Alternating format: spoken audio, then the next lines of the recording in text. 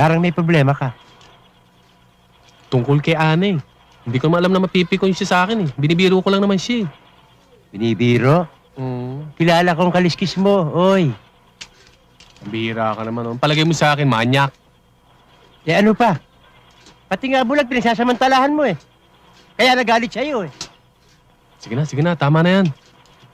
Bogi, tulungan mo naman ako. Umisip ka naman ng paraan para mapatawad ako ni Ana. Tulungan kita? Hmm. Ikaw lang nagpasarap eh. Ikaw lang bumuhat eh. Yung problema, sasama mo ako. Hindi kita matutulungan. Solohin mo yan. Bahala ka sa buhay mo. Ginusto mo yan eh. Nagpasarap ka eh. Ngayon dadamay mo ako sa hirap. Kalokohan yan. Solohin mo. Hindi kita tutulungan. Ikaw mag-isa. Tandaan mo, ikaw mag-isa maghirap.